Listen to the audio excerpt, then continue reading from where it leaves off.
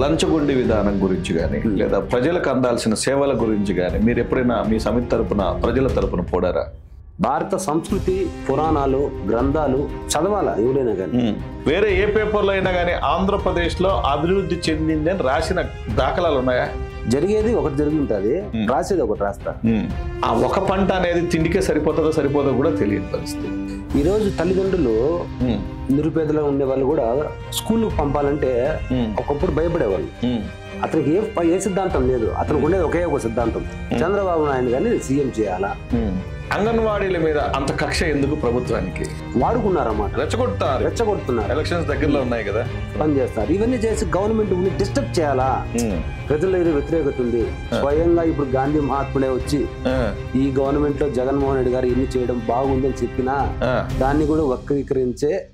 ఈరోజు మనము ఒక ప్రత్యేకమైనటువంటి అతిథిని కలవబోతున్నాం. రాయలసీమ ప్రజా సమితి అధ్యక్షుడు కేఎంఎల్ నరసింహ గారితో. ఈయన ఒక అడ్వకేట్ వృత్తి అనుకుంటే సరిపోదు. ఆయన ఒక ప్రజాసేవకుడు, సాంఘిక సంస్కరణలు, సాంఘిక సేవలో మునిగి ఎప్పుడు ప్రజలతోనే తిరుగుతూ ఉండే ఒక వ్యక్తి. ఆయన ఈ ప్రజా సమితి ప్రారంభించడమే కేవలం సోషల్ సర్వీస్ గురించి. ఈ సోషల్ సర్వీస్ లో భాగంగా ఎంతో మంది హాస్టల్ విద్యార్థుల గురించి, మున్సిపల్ సమస్యల గురించి, ఇట్లా రకరకాల సమాజంలో జరుగుతున్నటువంటి ఎన్నో సమస్యల మీద ఆయన తన గళం వినిపించడం జరిగింది.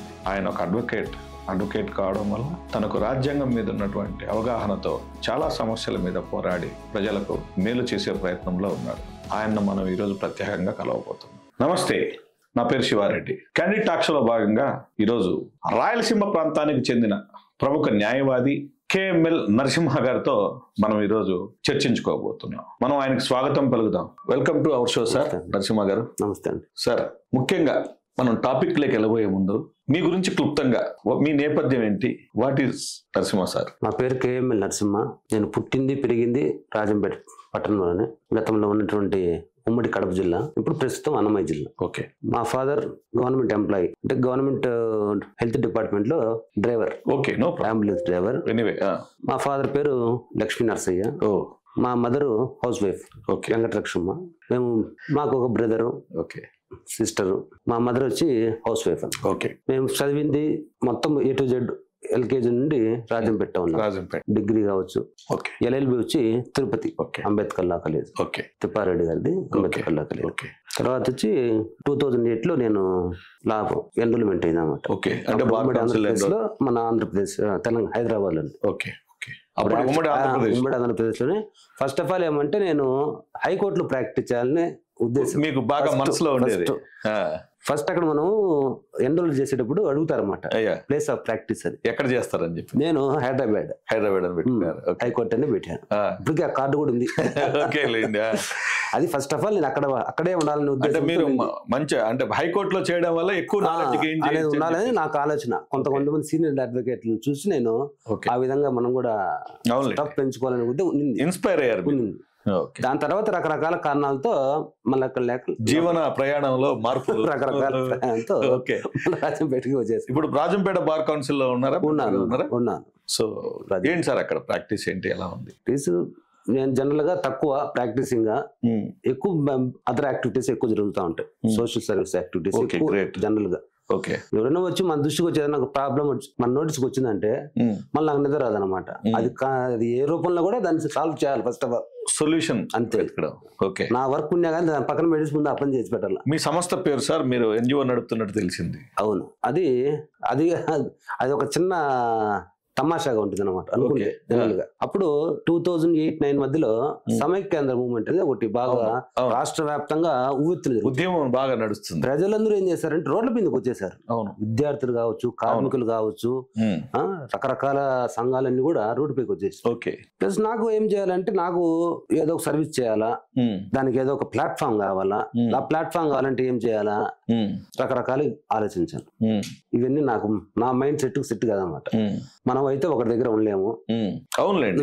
మనకు ఒక గోల్ ఉంది, ఒక విజన్ ఉంది, ఏం చేయాలని కొద్ది మంది పెద్దలు వాళ్ళతో చర్చించడం జరిగింది. చర్చిస్తే దానికి మా ప్రాంతం పేరు రాయలసీమ. ఆ పేరుతో ఏదో పెట్టాలా మనము అనే ఉద్దేశంతో రాయలసీమ ప్రజా సమితి అనేటువంటి ఒక పేరు సెలెక్ట్ చేసుకొని దాన్ని రిజిస్టర్ చేసామన్నమాట. అంటే రాయలసీమ ప్రజా సమితి అంటే ఇది తెలంగాణ రాష్ట్ర సమితి లాగా రాజకీయ పార్టీనా లేకపోతే? కాదు కాదు, అది రాజకీయ పార్టీ. ఇది మంది వచ్చి ఎన్జిఓ, సోషల్ సర్వీస్ మంది రిజిస్టర్డ్.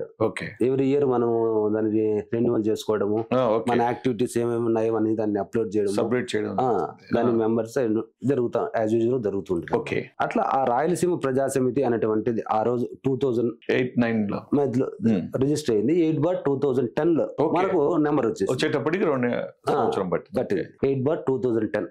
అప్పటి నుంచి అదే ప్లాట్ఫామ్ పైన సమైక్యాంధ్ర మూవ్మెంట్ లో ఆ ఉద్యమంతో సమితి ద్వారా మీరు అంటే రాయలసీమ ప్రాంతానికి ప్రత్యేకంగా ఏదైనా అంటే సర్వీసెస్ చేశారా? రాయలసీమ ప్రాంతానికంటే అండి, రాయలసీమలో హైకోర్టు పెట్టాలని ఒక వాదన బలంగా ఉంది. అంటే వాదనేనా లేకపోతే మనకు అంటే తమిళనాడు నుంచి మనకు ఆంధ్రప్రదేశ్ విడిపడినప్పటి నుంచి కూడా హైకోర్టు కర్నూలులో ఉండాలనేది ఒక వాదన ఉంది కదా? ఉంది. దానిపైన మనం చాలా గట్టిగా ట్రై చేసాం. అడ్వకేట్స్ ద్వారా కావచ్చు, అంత మాకన్నా గతంలో పెద్ద పెద్ద వాళ్ళు చేశారన్నమాట. ఇప్పుడు ఎంవి రమణారెడ్డి గారు ఉన్నారు, ప్రొద్దుటూరు నాయకుడు. ఆయన రాయలసీమ విమోచన సమితి అని ఆయన మనకన్నా ఇంకా పెద్ద ఉద్యమాలు ఉవ్వెత్తులు చేశారు. ఆయన సూచనలు కూడా సలహాలు తీసుకోవడం జరిగింది. కలిసారా సార్ ఆయన్ని? చాలా సార్లు కలిశాను. చాలా విషయాలు కూడా మాట్లాడుకోవడం జరిగింది. ఆయన ఇప్పుడు చనిపోయారు. ఎప్పుడు ఫోన్ చేసినా గానీ పేరుతో పెట్టి పిలిచి మాట్లాడేవారు. అంత గొప్ప చాలా ఎప్పుడు ఇంటికాడ ఎప్పుడు ఫోన్ చేసినా గానీ వచ్చేయమంటాడు. అంతే, నేను పొద్దున్న బస్సు ఎక్కడం పోవడం అడుగు మాట్లాడి రావడం. సో ఒక మహానేతతో కలిసి పెద్ద. సో తర్వాత ఇంకా ఏమేం చేశారు సార్ సమితి తరపున? తర్వాత ఇప్పుడు స్టూడెంట్స్ ఏదైనా సమస్యలు అయితే కావచ్చు, ఇప్పుడు హాస్టల్లో విద్యార్థులు ఉన్నారు, వాళ్ళ సమస్యలు ప్రభుత్వ అధికారులు తీసుకొని పోవడము. గతంలో ఆధార్ కేంద్రం అనేది రాజంపేట లేదు. ఫస్ట్ ఆఫ్ ఆల్ అప్పుడు కోన శశిధర్ గారని కడప కలెక్టర్ గా ఉన్నారు. నేను పర్సనల్ గా పోయేసి ఆయనకు గ్రీవెన్స్ లో ఇన్ఫార్మ్ చేయండి. వచ్చిందండి? ఫస్ట్ వచ్చింది. 10 days లో మళ్ళీ అలర్ట్ చేశారు. అప్పుడు ఎక్కడికెక్కడికో పోయి చేస్తా ఉన్నారు. ఫస్ట్ ఇప్పుడు ఆధార్ సెంటర్ ఉందంటే అది ఫస్ట్ మంది. అది రాయలసీమ వచ్చిన ఫస్ట్ సక్సెస్ టు రాజంపేట. తర్వాత స్టూడెంట్స్ హాస్టల్స్ లో, సోషల్ వెల్ఫేర్ హాస్టల్స్ లో పిల్లకాయలు చదువుతూ ఉంటారు. వాళ్ళకి ఏదైనా స్టడీ మెటీరియల్స్ ఏమైనా కావాలంటే మనకు సంబంధించిన కొంతమంది వార్డెన్స్ ఉన్నారు, వాళ్ళు చెప్తారు సార్ వాళ్ళ పాప చాలా ఇది అంటే నేను తీసుకొని పోయేసి వాళ్ళకి డిస్ట్రిబ్యూట్ చేయడం జరుగుతుంది. ఇటువంటివి. తర్వాత జాతీయ నాయకులకు సంబంధించిన కార్యక్రమాలు కావచ్చు, ఏదైనా అధికారుల దృష్టిగా ఏదైనా సమస్యలు తీసుకోవాలంటే గ్రౌండ్ లెవెల్ ఎవరన్నా ప్రతి ఒక్కరు పోయి అధికారులు చెప్పుకునే స్తోమత ఉండదు. మీరు అడ్వకేట్ కాబట్టి అది మనకు ఇన్ఫార్మ్ చేస్తారు. దాన్ని ఏం చేయాలనేది నేను కొంచెం స్టడీ చేస్తాను. ఒక 2-3 days చేసి దాన్ని పేపర్ మీద పెట్టి దాన్ని ఆమె ఫాలోఅప్ చేస్తాను.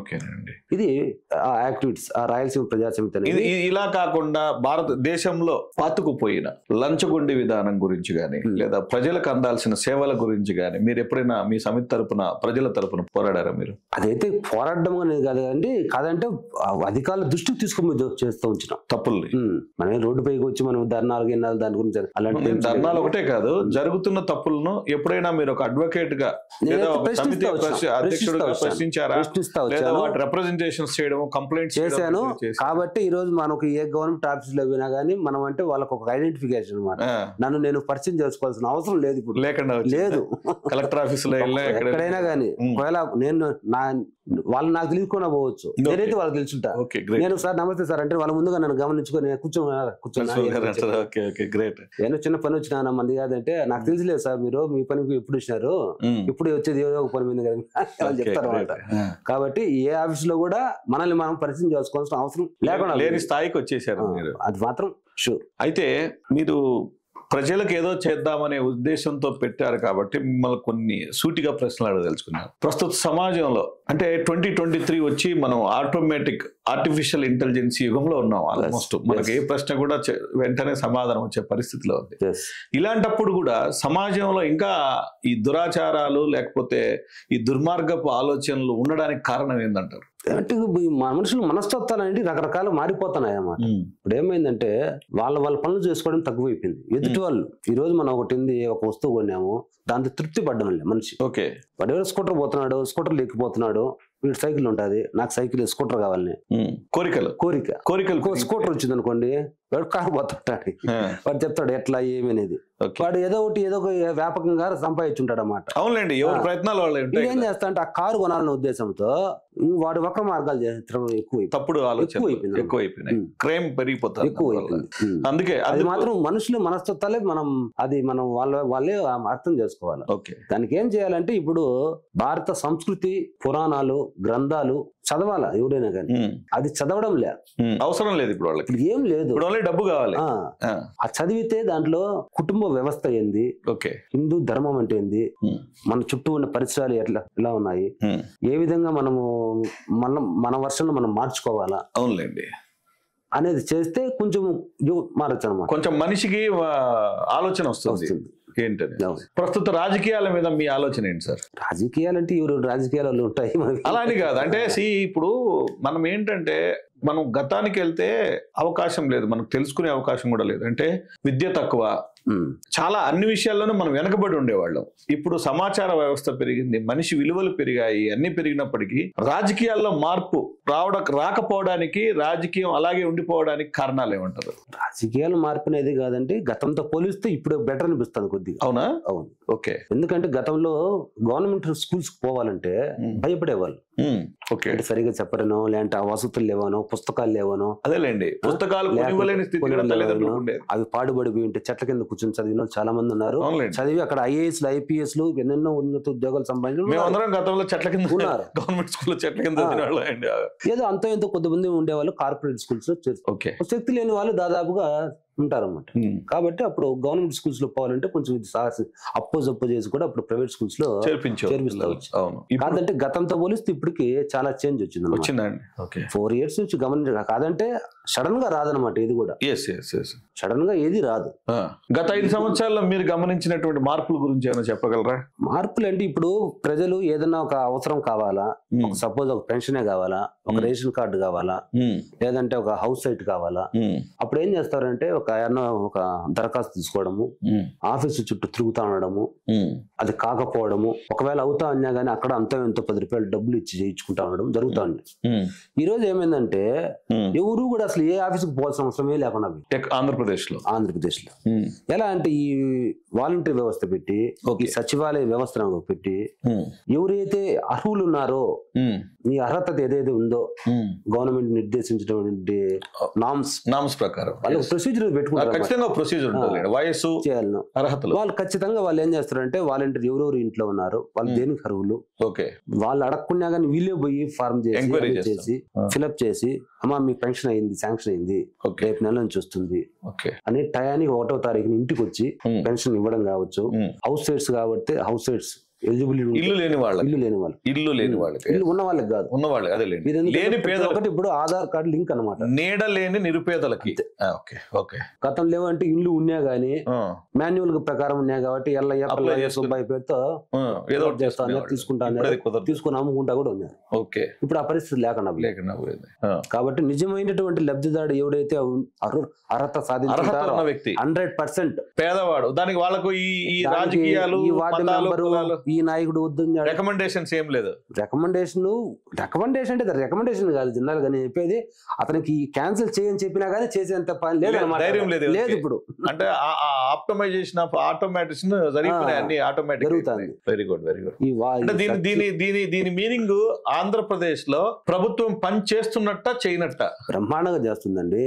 పని చేసేవాడు ఎవడు చెప్పుకోడు, పని చెప్తాది విలువ, పని చెప్తాది రిజల్ట్ అనేది. మీ మాట ఒకసారి గుర్తు చేసుకోండి వెనక్కి. ఏ పేపర్ లో అయినా కూడా ఒక సాక్షి తీసేయండి, సాక్షి ఎందుకంటే జగన్మోహన్ రెడ్డి గారిది, వేరే ఏ పేపర్ లో అయినా కానీ ఆంధ్రప్రదేశ్ లో అభివృద్ధి చెందింది అని రాసిన దాఖలాలు ఉన్నాయా? ఇప్పుడు న్యూస్ పేపర్ గానీ న్యూస్ ఛానల్ గానీ ఒక సాక్షి ఇప్పుడే ఈ 4 ఏళ్లలో ఊరు రాయడం ఎందుకు? వాళ్ళ ఆలోచన విధానం వేరు. ఇప్పుడు ఉండే వాళ్ళు వాళ్ళకి నచ్చలేదేమో. యాక్చువల్ గా నచ్చడానికి ఫిజికల్ అపీరెన్స్, ఇప్పుడు మీరు చెప్పారు ఒక పెన్షన్ దారుడు ఫిజికల్ అపీరియడ్, అది మనిషి కనపడుతుంటాడు తీసుకుంది. డెలివరీ సిస్టమ్, ప్రభుత్వ విధానాలు కనపడుతున్నాయి కదా, రాయకపోవడానికి కారణాలు. ఒకప్పుడు జర్నలిజం అనేది ఉన్నది ఉన్నట్టుగా రాస్తా వచ్చారు ప్రజలు. అది చదివే ఓహో ఇది జరుగుతుందంట, సమాజంలో అని ప్రజలు నమ్ముతా ఉన్నారు. ఇప్పుడు ఏమైందంటే పత్రికలన్నీ కొన్ని పొల్యూట్ అయిపోయినాయి. చెప్పుకోవచ్చు, పేర్లు కూడా చెప్పుకోవచ్చు, ఎందుకంటే ఉన్నది 4 పత్రికలే. ఏ పత్రికైనా కానీ పొల్యూట్ అయిపోయినాయి. జరిగేది ఒకటి జరిగి ఉంటది, రాసేది ఒకటి రాస్తా. ఇప్పుడు మా గ్రామంలో పలానా జరిగింది అనేది నాకు తెలిసి ఉంటది. ఎక్కడో ఇంకొక జిల్లాలోకి ఎత్తుకోబోయి ఈ న్యూస్ ఎత్తుకోబోయి దానికి వ్యతిరేకంగా రాస్తే అక్కడ ఉండేవాడు నువ్వు నమ్మచ్చాము, అంతేగాని నాకు తెలుసు కదా నిజమా కదా అనేది. ఇప్పుడు సచివాలయ వ్యవస్థతో చాలా వరకు చాలా మార్పులు వచ్చినాయి కూడా. ఎందుకంటే నేను దీనిపైన ఒక 2 years నేను రీసెర్చ్ చేశాను. చెప్పాలి కూడా, ఎందుకంటే నేను ఫస్ట్ కుప్పం వెళ్ళాను. కుప్పం నుంచి స్టార్ట్ చేశాను. డైరెక్ట్ స్టేట్ అంతా మొత్తం ఇచ్చాపురం వరకు తిరిగాను. ప్రతి చోట ప్రతి సచివాలయం ప్రతి చోట పోయినప్పుడు ప్రతి లీడర్ అక్కడ లోకల్ లీడర్లు కలవడం చేయడం. అది త్వరలో అది ఒక బుక్ రిలీజ్ అవుతుంది. కుప్పం టు ఇచ్చాపురం టోటల్ గా సచివాలయ వ్యవస్థ పైన ఒక బుక్ రాస్తున్నాను నేను. మాకు మీరు బుక్కే కాదు, మీరు ఆ వివరాలని మాకు కూడా తెలియజేయండి. 100% చెప్పండి. 100% మన వాళ్ళకి తెలియాలి. దాంట్లో ఆ సచివాలయ వ్యవస్థ అక్కడ ఏవే వింగ్స్ ఉన్నాయి, వాళ్ళు చేసే విధులు ఏంటి అనేది ప్రజలకు అనేది ఇంకా సద్వినియోగం చేసుకోవాలి, ఇంకా అలవాటు పడాలి. ఇంకా కొత్తగా పెట్టారు కాబట్టి అది చాలా మంది తెలియదు అనమాట. అంతవరకు ఎంత ఏమున్నా కానీ ఎంఆర్ఓ ఆఫీసు, ఎండిఓ ఆఫీసు, కనీసం డెత్ సర్టిఫికెట్ కూడా విపరీతంగా తిరిగితే గానీ వచ్చిన రోజులు లేని రోజులు. ఇప్పుడు ఒక టైం పెట్టారనమాట. ఒక వర్క్ కి అయితే ఒక పనికి అయితే ఒక వారం రోజులు లేదా ఒక 10 రోజులు, మహా అంటే నెలకు మించి ఏ పని కాదు, ఆగకూడదు. 21 days లో అయిపోవాలి. ఇది కూడా గ్రేట్. అంటే నేనేమంటున్నానంటే ఇన్ని మార్పులు సచివాలయ వ్యవస్థ రెవెన్యూ వ్యవస్థతో అనుసంధానమై ఉందా లేదా అది సపరేట్ ఇది సపరేట్? లేదు, దాంట్లో భాగం ఇది కూడా.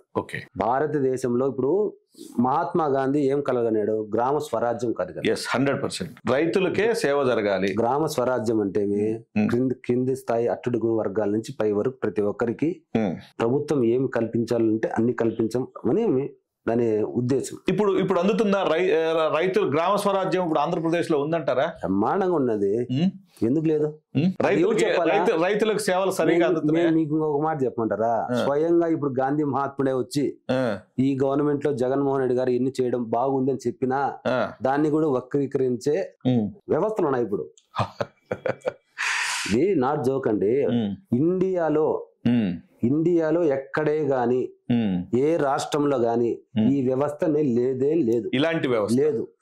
పక్క రాష్ట్రాల్లో కూడా గమనిస్తున్నారు. ఇదే చాలా బాగుంది ఈ వ్యవస్థ, మనం కూడా ఇంప్లిమెంట్ చేస్తే ఏ విధంగా ఉంటుంది అనే ఉద్దేశంలో భాగంగా ఈ మధ్య ఒక 2 రాష్ట్రాలకు సంబంధించిన వాళ్ళ ఐఏఎస్ ఆఫీసర్లు కూడా మన ఏపీకి వచ్చి సర్వే చేశారు. మరో ముఖ్యమైన మాట మీతో డిస్టర్బ్ చేస్తున్నందుకు, శ్రీకాకుళం ఉత్తరాంధ్ర ఈ ప్రాంతము వెనకబడిందని ఇప్పటికీ చెప్తూనే ఉంటారు. అలాగే రాయలసీమ. వాస్తవంగా ఆంధ్రప్రదేశ్ లో ఈ 2 ప్రాంతాలు పూర్తిగా చెప్పాలంటే నిజంగానే వెనకబడి ఉన్నాయి. చాలా వెనకబడి ఉన్నాయి. అవి కోస్తా జిల్లాల వాళ్లకు లేదా విజయవాడ, గుంటూరు వాళ్ళకు తెలియదు. ఎందుకంటే వాళ్లకు వాటర్ సోర్సెస్ ఎక్కువ, పంటలు, వాళ్ళ జీవన శైలే వేరు. ఎందుకంటే కొంత ఉన్నతమైన జీవన శైలి నెల్లూరు వరకు కూడా. మనకు రాయలసీమ తీసుకుంటే అటు ఉత్తరాంధ్ర తీసుకుంటే ఒక పంట పండడం కూడా కష్టమైన పరిస్థితి. ఆ ఒక పంట అనేది తిండికే సరిపోదో కూడా తెలియని పరిస్థితి. ఇప్పుడు ప్రభుత్వము వారి కోసం ప్రత్యక్షంగా ఏదైనా అంటే ఆర్థిక సహాయం కావచ్చు, లేకపోతే సాంఘికంగా వాళ్ళకు ముందుకెళ్ళడానికి కావాల్సిన ప్రోత్సాహకాలు ఏమైనా ఇస్తుందా? అది స్టేట్ సబ్జెక్ట్ కాదండి, జనరల్ గా అది నేషనల్ సబ్జెక్ట్. ఈ ఇండియన్ గవర్నమెంట్ అనేది తెలుసుకోవాలి. ఈ వెనుకబడిన ప్రాంతాలు అనేటువంటిది ఒక బోర్డు సపరేట్ గా ఉంది. ఉంది. ఇప్పుడు ఆల్రెడీ లాస్ట్ టైం అనుకుంటాను, లాస్ట్ గవర్నమెంట్ లో బుందేల్ఖండ్ అని ఒక ప్రాంతం ఉందిలేండి. దానికి సపరేట్ గా ప్యాకేజ్ ఇచ్చారు. బుందేల్ఖండ్ అని ఒక ఇన్ని వేల కోట్ల రూపాయలు ఇచ్చేసి మొత్తం డ్రింకింగ్ వాటర్ కావచ్చు, రోడ్స్ కావచ్చు, మనకు మౌలిక వసతులు ఏమేమి కావాలి టోటల్ గా, లైట్స్ కావచ్చు, మారుమూల గ్రామానికి రోడ్లు కావచ్చు, ఇవన్నీ ప్యాకేజ్ కూడా ఇచ్చారు. అట్లా ఉత్తరాంధ్ర కావచ్చు, రాయలసీమ కావచ్చు, సపరేట్ గా ఒక ప్యాకేజ్ అనేది ప్రకటిస్తే కూడా బాగుంది. మంచిదే అంట. చాలా బాగుంది. అంటే ఇప్పుడున్న ప్రభుత్వం నాకు ఎవరో చెప్పడం ఏంటంటే వివిధ స్కీముల ద్వారా ప్రజలకు ప్రత్యక్షంగా నగదు బదిలీ జరుగుతుంది అంటున్నారు. నిజమేనా? నగదు బదిలీ అంటే పథకాల ద్వారా స్కీమ్స్ ద్వారా జరుగుతుంది. దానివల్ల ప్రజలకు మేలు జరిగినట్టే కదా? లేదా మేలు జరిగినట్టే కదండి. మేలు జరిగినట్టేనా? పోతే ఈ ఉత్తరాంధ్ర, రాయలసీమ చెప్పాలంటే కోస్తా ప్రాంతం లైక్ అంటే కోస్తా జిల్లాల నుంచి నెల్లూరు వరకు వాళ్ళతో పోల్చుకుంటే వీళ్ళు పేదోళ్లే. అవునండి, వాళ్ళకు ఆడ 3 కార్లు పడుతాయన్నమాట. మనకి ఇక్కడ వర్షపాతం వర్షంతోనే లేదా కెనాల్ బేస్డ్ వస్తే కాలువలో నీళ్లు వస్తేనే.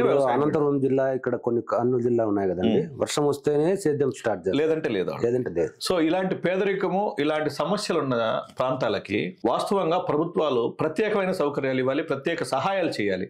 మీ అభిప్రాయంలో రాష్ట్ర ప్రభుత్వం ఈ ప్రాంతానికి ఈ ప్రాంతాల వారికి ఏమైనా ప్రత్యేకంగా చేస్తుంది లేదా అందరికి సమానంగా చేస్తుంది? ఈ ప్రాంతము ఆ ప్రాంతం లేదండి. యాక్చువల్ గా ఒక ప్రాంతానికి అట్లా చేయాలంటే సెంట్రల్ గవర్నమెంట్ చేతిలో ఉంది. ఒక ఫండింగ్, ఒక స్పెషల్ ఫండ్ కేటాయించి ఒక పెద్ద మొత్తంలో దానికంటే ఒక కమిటీ ఉంటుంది. దానికి ఒక టైం పెడతారు, మళ్ళీ టైం లోపల చేయకుండా మళ్ళీ ఎక్స్టెండ్ చేస్తారు. ఆ విధంగా చేస్తే సెంట్రల్ గవర్నమెంట్ సపోర్ట్ చేస్తుంది, బాగా చేస్తుంది. అది స్టేట్ పాలసీ కాదన్నమాట. ఇక్కడ ఏమైందంటే మన గవర్నమెంట్ మన తన లేదు, మన ప్రాంతం లేదు, ఇంకో ప్రాంతం లేదు, అందరితో సమానంగా ప్రతి ఒక్కరికి ప్రభుత్వ పథకాలు అందాలనే ఉద్దేశంతో దాదాపు ఇప్పుడుండే గవర్నమెంట్ 39 పథకాలను ప్రవేశపెట్టి, ఏది అమ్మ ఒడి కానించి, వితంతు పెన్షన్ కానించి, వృద్ధాప్య పెన్షన్ కావచ్చు, హౌస్ రేట్స్ కావచ్చు, ఇటువంటి ప్రతి కుల వృత్తుల వారికి ఈ విధంగా అందరికి ఎలిజిబిలిటీ ఉంటేనే అందరికి ఇవ్వరు. మళ్ళా ఎలిజిబిలిటీ ఉంటేనే ఈ విధంగా చేయడం వల్ల ఆర్థిక భరోసా అనేది కలిగింది. ఈ రోజు తల్లిదండ్రులు నిరుపేదలో ఉండే వాళ్ళు కూడా స్కూల్ పంపాలంటే ఒకప్పుడు భయపడేవాళ్ళు. స్కూల్లో చేరిస్తేట్రా, పుస్తకాలు ఎట్టా, ఇదేంది చెప్పకూడదండి. ఆ క్వాలిటీ షూస్, పిల్లలకు షూస్ ఇస్తున్నారు. షూస్ కావచ్చు, ఆ డ్రెస్ కోడ్, ఒక యూనిఫామ్ సెట్ చేశారన్నమాట. ఏపీలో సెపరేట్ గా యూనిఫామే చేంజ్ చేశారన్నమాట. వాళ్ళు చూస్తానే అసలు కార్పొరేట్ స్కూల్ చదువుతారు అనుకుంటారు. అటువంటి కాస్ట్లీ బుక్స్, డిక్షనరీ ఎప్పుడు చదవండి, 10th క్లాస్ వచ్చినాక డిక్షనరీ ఈ రోజు 3rd, 5th క్లాస్ కే డిక్షనరీ ఇస్తున్నారు. ఇంగ్లీష్ మీడియం కూడా ప్రవేశపెట్టారని తెలుసు. ఆ ఇంగ్లీష్ మీడియం వల్ల చాలా మంది ఇప్పుడు బేసిక్ లెవెల్ లో నుంచే కొద్దిగా మార్పు వచ్చింది అనమాట. నిన్న కంచి స్టేట్మెంట్ చాలా బెస్ట్. అసలు అతను మాట్లాడింది చాలా కరెక్ట్. ఎందుకంటే నిజం కూడా వాస్తవంగా ఏంటంటే ఆయన సావిత్రిబాయి పూలే సందర్భం నుంచి చెప్పుకుంటూ వచ్చాడు. అంటే మనకు కావాల్సింది మనము ఆర్థికంగా అందరూ చేస్తుంటారు, విద్యాపరంగా వాడిని ఎడ్యుకేట్ చేయగలిగితే వాడు ఆటోమేటిక్ గా గొప్పడైపోతాడు. రిజల్ట్ అనేది ఎప్పుడు వస్తుందండి ఇప్పుడు మనము ఒక మామిడి చెట్టు ఫలం తినాలా, మామిడి గింజ భూమిలో నాటుతానే రాదనమాట. ఒక టైం పడుతుంది. అట్లా ప్రతి దానికి ఒక టైం అనేది ఉంటుంది. ఓవరాల్ గా ప్రారంభించబడింది అయితే మొత్తానికి 100% ప్రారంభించి కూడా వస్తున్నాయి అన్నమాట దాని ఫలితాలు. వైద్య పరంగా ఆంధ్రప్రదేశ్ లో ఎలా ఉంది? వైద్య పరంగా కూడా చాలా బాగుందండి. హాస్పిటల్స్ కూడా చాలా బాగా మోడరేట్ చేస్తున్నారు. మంచి ఎక్విప్మెంట్స్, డాక్టర్స్. ఒకప్పుడు మా రాజంపేటలో ఉండే గవర్నమెంట్ హాస్పిటల్లోనే వేళ్ల మీద లెక్క పెట్టుకోవచ్చు ఎంతమంది డాక్టర్లు ఉన్నారని. ఇప్పుడు పండి డాక్టర్ కానించి, కంటి డాక్టర్ కానించి, ప్రతి దానికి ఉన్నారు. చూసారండి గవర్నమెంట్ హాస్పిటల్లో బాగా ఉన్న వాళ్ళు కూడా వస్తున్నారండి గవర్నమెంట్ హాస్పిటల్స్ కి. ఇప్పుడు రావాలి, బాగా ఉన్న వాళ్ళు బాగా అనేది కాదండి, వైద్యం అనేది. అంటే డబ్బు పెట్టుకొని చికిత్స పొందాలనుకునే స్తోమత ఉన్న వాళ్ళు కూడా కార్లు బయట పెట్టి నడుచుకుంటూ లోపలికి పోతున్నారు. మంచిది. మన చిన్నతనంలో మనం స్పష్టంగా గవర్నమెంట్ హాస్పిటల్ నేను చూశాను. మన చిన్నతనం మనం స్కూల్కి పోయేవాళ్ళం గుర్తుంది. గవర్నమెంట్ హాస్పిటల్కి వెళ్ళి జ్వరం వచ్చినా ఏదొచ్చినా చీటీ రాయించుకుని బాగున్న వాళ్ళు కూడా ప్రతి ఒక్కరు, ఎందుకంటే ఇక్కడ బాగుంది, వైద్యం బాగుంది వీళ్ళ వల్ల కానీ రెఫర్ చేస్తారన్నమాట. ఓకే అనే ఉద్దేశం ప్రతి ఒక్కరు వైద్యము. మీరు ఒకసారి చూడండి, రాజంపేటలో మొన్న ఓపెన్ చేశారు. వస్తాం, ఖచ్చితంగా వస్తాం. చాలా బాగుంది. చూస్తేనే అసలు ఇది అసలు బాపు కన్నా గ్రామ స్వరాజ్యం వచ్చిందంటారా? 100% ఎందుకు లేదు. మళ్ళీ అడుగుతారు, ఆల్రెడీ మీరు చెప్పారు చివరగా వచ్చిందంటే వచ్చింది. ఇంక ఎట్లా చెప్పమంటారు మీకు? ఇప్పుడు సచివాలయ వ్యవస్థ చెప్పాను కదా, వ్యవస్థ గురించి కాదంటే కొంతమంది వ్యక్తులుగా నాయకులు అనుకోండి, వాళ్ళకు నచ్చడం లేదు ఈ వ్యవస్థలు. సేవలు అందడం ఇష్టం లేదు. మా ప్రమేయం లేకుండానే వీళ్ళందరూ పోతున్నారే. ఒకప్పుడైతే పలానా నాయకుడు పలానా ఊరికి పోతే అందరూ చుట్టుకునేవాళ్ళు 10 మంది.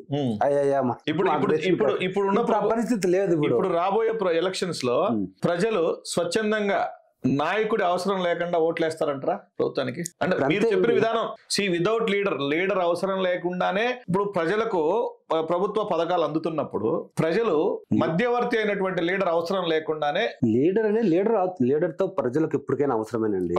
ఖచ్చితంగా లీడర్ అనేది ఉండాలా.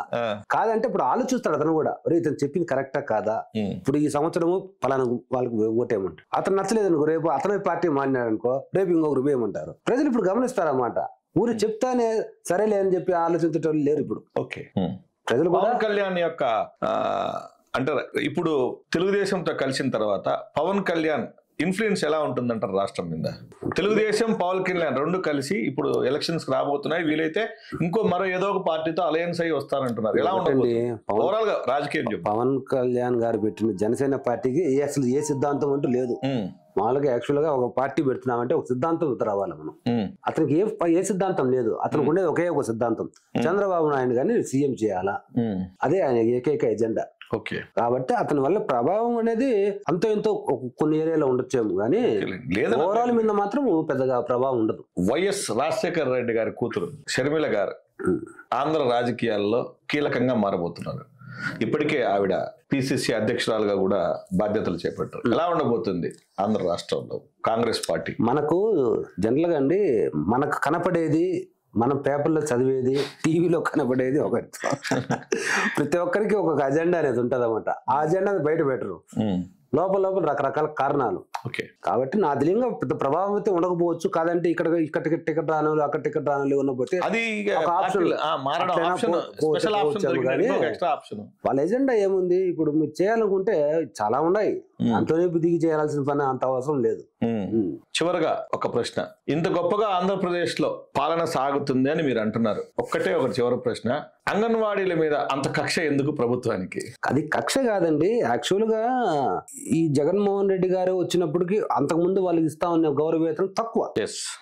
యాక్చువల్ గా అది జీతం కాదు, వాళ్ళ గౌరవ వేతనం అన్నమాట.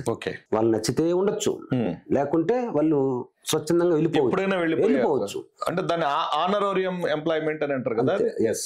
దానిపైన సుప్రీంకోర్టు కూడా చాలా డెసిషన్స్ ఇచ్చినది అన్నమాట. అది వాళ్ళు స్వతహాగా స్వచ్ఛందంగా మేము పని చేస్తున్నాము, చేసిన దానికి ఏదో గౌరవం దొరికిస్తున్నాము. గవర్నమెంట్ వచ్చిన తర్వాత మన జగన్మోహన్ రెడ్డి గారు అంత ముందు ఇస్తా ఉన్న దానికన్నా ఎక్కువ ఇచ్చాడు, ఒకేసారి ఇచ్చేశారు. అది కొంచెం తప్పైపోయింది. దీని వెనుక కొన్ని రాజకీయ కారణాలు ఉన్నాయి. వాళ్ళకి వెనక కొంతమంది కార్మిక సంఘాలు ఉన్నటువంటి నాయకులు వాళ్ళను వాడుకున్నారన్నమాట, రెచ్చగొడుతున్నారు. ఎలక్షన్స్ దగ్గరలో ఉన్నాయి కదా, ఈ ఎలక్షన్స్ వచ్చినప్పుడు కొంతమంది ఈ కార్మిక సంఘాలు కావచ్చు, ఇవన్నీ కొంతమంది వాళ్ళకి యాక్చువల్ గా కార్మిక సంఘాలన్నీ కార్మికుల కోసమే పనిచేసేది. జనరల్ గా వీళ్ళు కార్మికులు కాదు కదా అసలు. నేను చెప్పి కార్మిక సంఘాలు అంటే కొన్ని ఉన్నాయి కదా, కొన్ని ఉండేవి, వాళ్ళు ప్రతి ఒక్కరు కార్మికుల కోసం పనిచేస్తారు. కాదంటే ఈ మధ్య కొంతమంది నాయకులు కొన్ని పార్టీలకు ఇదైపోయి వీళ్ళని ఊర్లో వాళ్ళ ఆలోచనలు తగ్గట్టుగా పనిచేస్తారు. ఇవన్నీ చేసి గవర్నమెంట్ ఊరిని డిస్టర్బ్ చేయాలా, ప్రజల్లో ఏదో వ్యతిరేకత ఉంది. ఇప్పుడు జగన్మోహన్ రెడ్డి గారు వయసు ఎంత అండి? చెప్పండి. 50. భారతదేశంలో ఎంతమంది లీడర్లు ఉంటారు? ఇప్పుడు ఇతనికి ఆపోజిట్ గా ఎంతమంది తయారైనారు? రాష్ట్ర వరకు చెప్తే చాలా మంది ఉన్నారు కదా. ఇప్పుడు అతను పడిన శ్రమ ఏంది, అతని కష్టమైంది, ప్రతి ఒక్కరిని దాని కూడా ఏదో ఒకటి బురద జల్లలు ఉన్నారే గాని కనీసం ఈ పని జరిగింది. నేను చెప్పేది ఎవరు అన్ని మంచి చేయలేరు, ప్రతి దాంట్లో కొన్ని లోపాలు ఉంటాయి. మంచిని మంచిగా చెప్పండి. ఏదన్నా కొంచెం ప్రజలకు ఏదైనా కొంచెం సమస్యలు ఏదైనా ప్రభుత్వం నుంచి వచ్చిందా సలహాలు ఇవ్వండి. ప్రతిపక్ష పాత్ర ఏంది? ఖచ్చితంగా సలహాలు ఒత్తిడి చేసి మరి ప్రజల తరఫున పోరాడండి. ఇబ్బంది ప్రజలకు ఏదైనా ఇబ్బంది కలుగుతుంటే ఫైట్ చేయండి. అట్ ద సేమ్ టైం మంచి జరిగింది అనుకోండి, మంచి కూడా చెప్పండి, గుర్తించాలి. అప్పుడు వాళ్ళకు కూడా ప్రజల్లో విలువ ఉంటుంది అనమాట. లేకుంటే ప్రజలు కూడా ఎవరు. సో ఇప్పుడు అంగన్వాడీలు చేస్తుండేది రాజకీయమైనటువంటి ఉద్యమమా, లేకపోతే వాళ్ళ వెనుక ఖచ్చితంగా ఉండారండి. లేదని ఎవరు చెప్తారు? ఎవరు చెప్పేది లేదని ఉన్నారు, నాయకులు ఉన్నారు. చెప్పనండి ఎవరైనా లేరేనేమో. మరి ఇప్పుడు ఈ ఎలక్షన్స్ మూమెంట్ లో ఇంత ఉధృతం చేయాల్సిన పని వచ్చింది. ఇప్పుడు ఆల్రెడీ వాళ్ళకు మీకు ఆల్రెడీ తెలుసుంటారు, వాళ్ళకు కూడా డెసిషన్ చెప్తుంటారు అన్నమాట. వాళ్ళకి సంబంధించిన అడ్వకేట్స్ కావచ్చు, ఇన్ని మీకు నచ్చలేదు వెళ్ళిపోవచ్చు కదా. అంతే కదా. ఉద్యోగం రాని చాలా లక్షలు ఉన్నారండి. ఇప్పుడు నోటిఫికేషన్ కూడా ఇచ్చేట్టున్నారు, ఈ నెలలో ఇచ్చినారు. మళ్ళీ రాత్రి ఏదో సఫలమైనాయంట, మళ్ళీ వాళ్ళే ఒక మెట్టు దిగినట్టున్నారు.